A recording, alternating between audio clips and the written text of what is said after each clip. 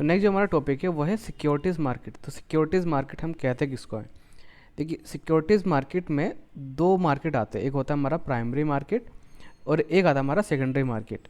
अब देखिए, primary market और सेकेंडरी मार्केट में डिफरेंस क्या होता है, पहले हम इसको समझते हैं। अब सपोज दैट, मान लीजिए मेरी कंपनी है, प्राइवेट कंपनी है। अब जो प्राइवेट कंपनी होती हैं वो आमतौर पे जो आम जनता है, ठीक है, उनसे वो मनी रेज नहीं कर सकती है, ये उनके ऊपर रिस्ट्रिक्शंस होती है। तो अगर उनको आम जनता से अगर मनी रेज करना है तो उनको स्टॉक मार्केट पे लिस्ट होना होता है, पहली चीज़ ये। तो यानी कि ये सारी जो चीज़ें हैं, यानी ये सारी जो एक्टिविटी होती है वो होती है हमारी प्राइमरी मार्केट में। तो जब आईपीओ आ जाता है और कंपनी स्टॉक मार्केट पे लिस्ट हो जाती है, उसके बाद कंपनी जो शेयर है वो ट्रेड होने लगता है। तो अब ये समझते हैं आईपीओ का मतलब क्या होता है। आईपीओ, इसकी फुल फॉर्म है इनिशियल पब्लिक ऑफर्स, ठीक है। यानी कि जब कंपनी पहली बार आम जनता से मनी रेज करती है, मतलब उनसे पैसा लेती है, बदले में कंपनी शेयर देती है, तो उसे बोलते हैं इनिशियल पब्लिक ऑफर। अब नेक्स्ट क्वेश्चन ये आता है कि अच्छा, मान लेते हैं पहली बार कंपनी ने मनी रेज करा है और उनको शेयर दिए, तो उसे बोलेंगे आईपीओ। तो अगर वही कंपनी अगर फ्रेश शेयर अगर इश्यू करती है दोबारा से, तो उसे क्या बोलेंगे? तो उसे बोलेंगे एफपीओ, यानी फर्दर पब्लिक ऑफर। और कंपनी राइट्स इशू के थ्रू भी मनी रेज करती है, बट वो आईपीओ वगैरह के बाद में, मतलब बाद में होता है। तो ये सारी जो एक्टिविटीज़ होती हैं ये प्राइमरी मार्केट में होती है, प्राइमरी मार्केट में होती है, ठीक है। आईपीओ वगैरह सब ये प्राइमरी मार्केट में होता है। फिर सेकेंडरी मार्केट में क्या होता है कि वही शेयर वो फिर सेल परचेज होते हैं, कहाँ पर? स्टॉक एक्सचेंज में। इसीलिए यहाँ पे लिखा है the primary market is used. Primary market किस लिए यूज़ किया जाता है? Used by issuer. इश्यूअर कौन? जो कि इशू कर रहा है, ठीक है, by issuer for raising capital. अब इश्यूअर मतलब शेयर इशू कर रहा है। अब कंपनी शेयर इशू कर रही है, भाई आओ आप हमारी कंपनी में पैसा इन्वेस्ट करो, ठीक है, और एक शेयर इतने रुपए का है। तो ईश्वर क्या कर रहा है? ईश्वर प्राइमरी मार्केट का यूज़ कर रहा है, क्या करने के लिए? मनी रेस करने के लिए, ठीक है।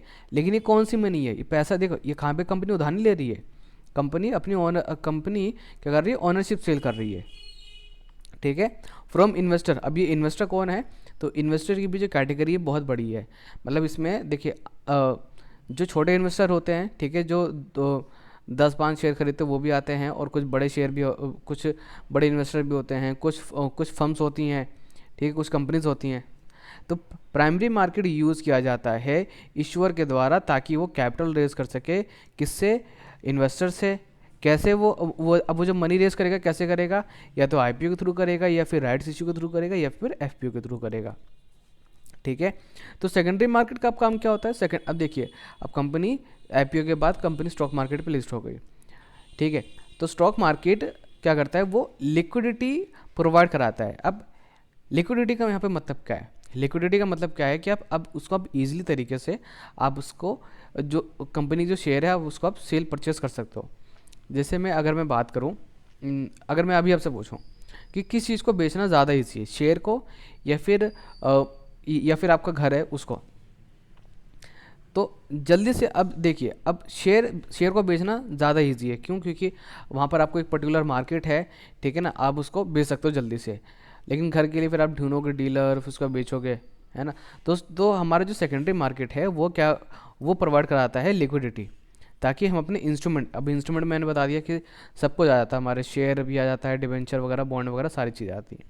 और जो सिक्योरिटीज़ होती हैं या फिर इंस्ट्रूमेंट बोल सकते हो, वो ट्रेड भी होते हैं स्टॉक एक्सचेंजेस पर। तो स्टॉक एक्सचेंज जो है हमारा वो सेकेंडरी मार्केट में आता है, ध्यान रहे, प्राइमरी मार्केट में नहीं आता है। अब आगे बढ़ते हैं।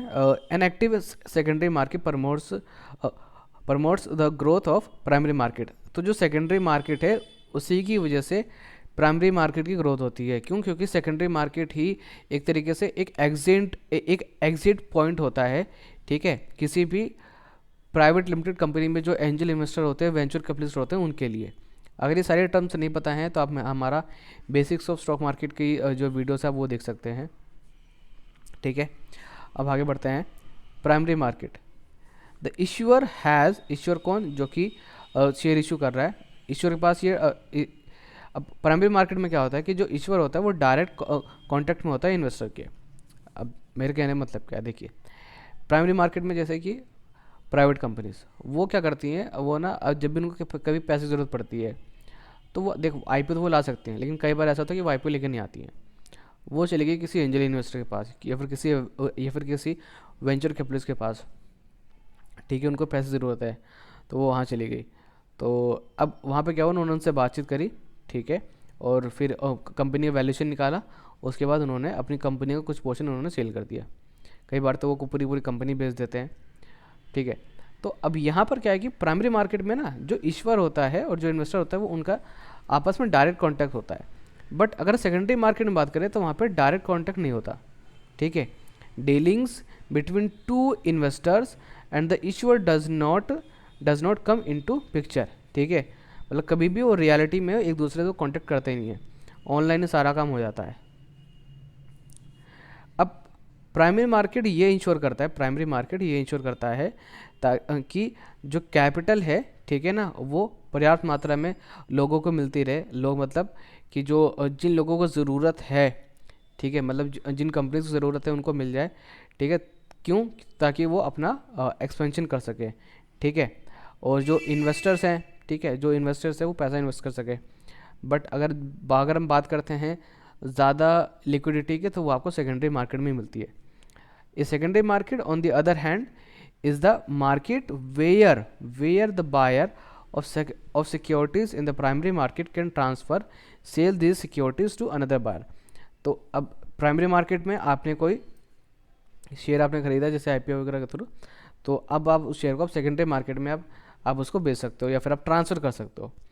सपोज दैट जैसे कि मान लो अब मेरे पास किसी कंपनी के शेयर हैं, ठीक है, यार मुझे बेचने नहीं है, मुझे अपने दोस्त को ट्रांसफ़र करना है, तो आप ट्रांसफ़र कर सकते हो। ईजी, वो बहुत ही ईजी है, ठीक है। आप अपने जो ब्रोकर है, ठीक है, आप उससे कॉन्टेक्ट कर सकते हो, वो आपको सारा प्रोसेस बता देगा कि आप कैसे आप जो सिक्योरिटीज़ है आप ट्रांसफ़र कर सकते हो अपने दोस्त के अकाउंट में या फिर किसी और अकाउंट में। The resources in the primary market can be raised either through the private placement route or through public issue route।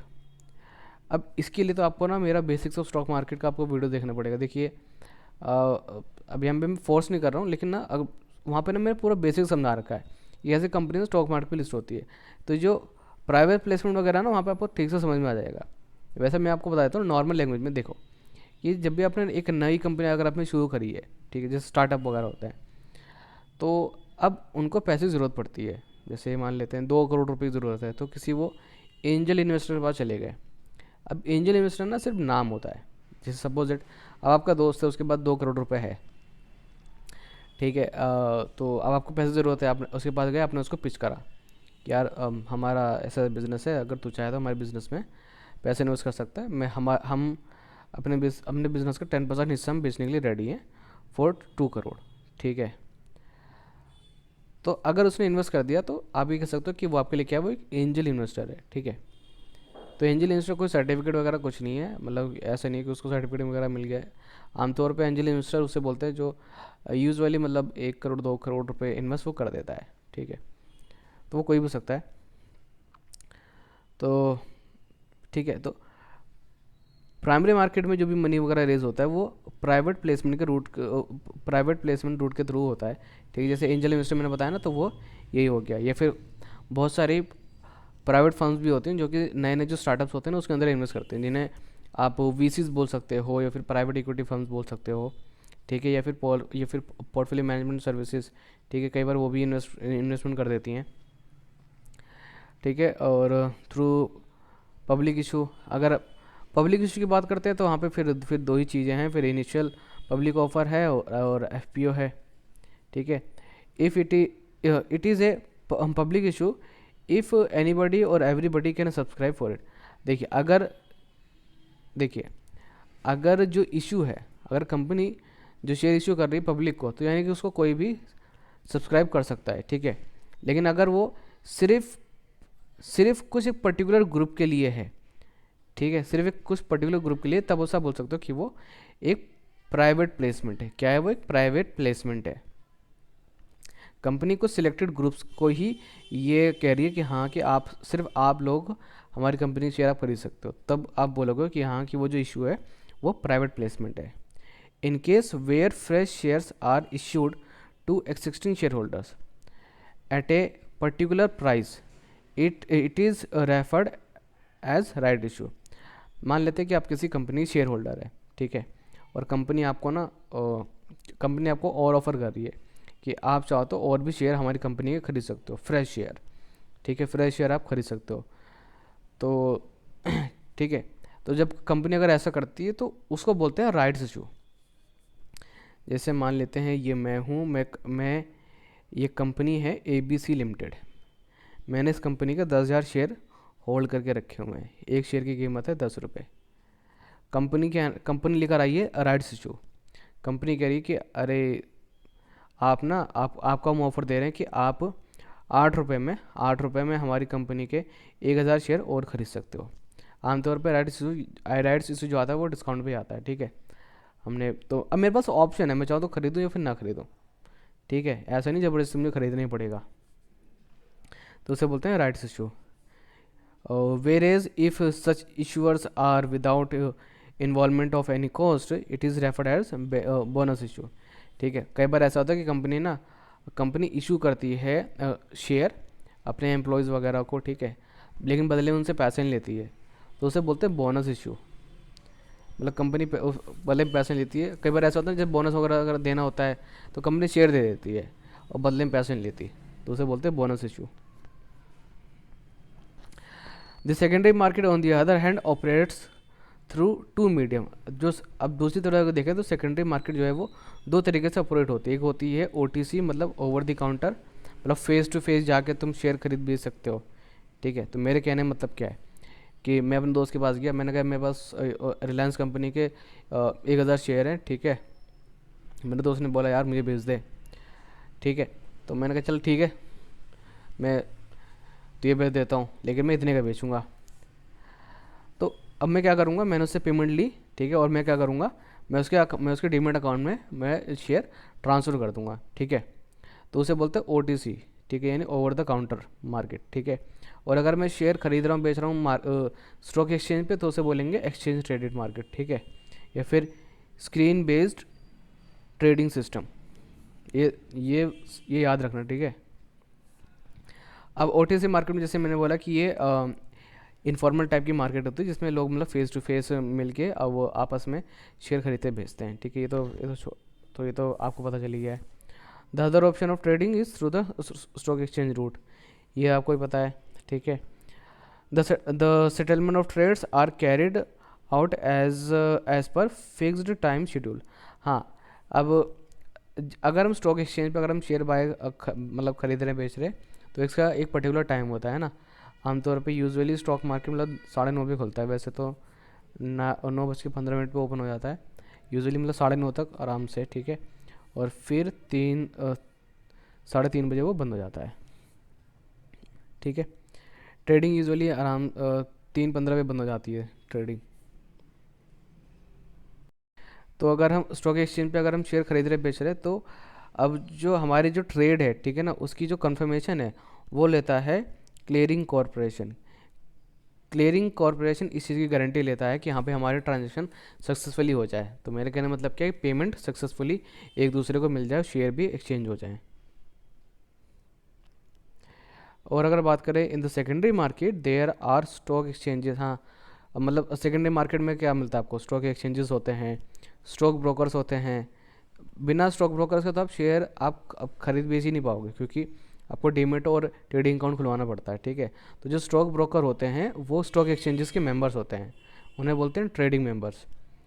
और सेकेंडरी मार्केट में और कौन कौन से लोग होते हैं, म्यूचुअल फंड्स हो गए, ठीक है, आप उनको असेट मैनेजमेंट कंपनीज बोल सकते हो, और फाइनेंशियल इंस्टीट्यूशंस, और फॉरेन पोर्टफोलियो इन्वेस्टर्स, मतलब जो बाहर के जो होते हैं ना इन्वेस्टर्स, वो भी इन्वेस्ट करते हैं, और investment companies, individual investors, deposit participants. तो इन सब के बारे में हम डिटेल में आगे पढ़ेंगे।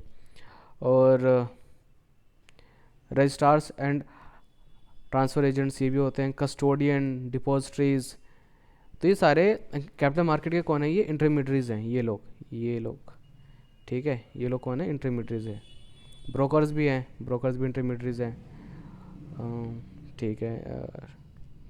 Which provide important infrastructure services both primary and secondary market. हाँ मतलब ये लोग जो हैं, ये इनकी अगर हम बात करते हैं, ठीक है, तो ये जो स्टॉक मार्केट का जो इंफ्रास्ट्रक्चर है ना, मतलब जो बनावट है ना, मतलब कैसे वो काम करता है, तो उनका इसमें बहुत इंपॉर्टेंट रोल है, सेबी का भी है। तो ये आज तो जैसे इन्होंने बोल रखा है कि हम आगे इस वर्कबुक में पढ़ने वाले हैं। तो यहाँ पे मैंने डिफरेंस मैंने ऑलरेडी मतलब वो जो बुक में दे रखा है वो लिख रखा है कि प्राइमरी मार्केट में कौन कौन से मेजर प्लेयर्स होते हैं, जैसे merchant bankers, mutual fund, financial institutions और एफपीओज, इंडिविजुअल इन्वेस्टर्स। और इश्यूअर्स कौन कौन से होते हैं, अब मतलब शेयर कौन कौन इशू कर सकता है, कंपनी कर सकती है भाई, बॉडीज, कॉरपोरेट, लॉयर्स, ठीक है, bankers to issue, brokers. Secondary market में कौन कौन से लोग होते हैं, तो वहाँ पे आपको स्टॉक ब्रोकर मिल जाते हैं, म्यूचुअल फंड्स हो गए, ठीक है, एएमसीज, ये सारी चीज़। तो घबराना मत, इन सब के बारे में ना हम डिटेल में पढ़ने वाले भी, ये तो सिर्फ और भी दे रखा है यहाँ पर हमें। तो नेक्स्ट क्लास में पढ़ेंगे मनी मार्केट के बारे में।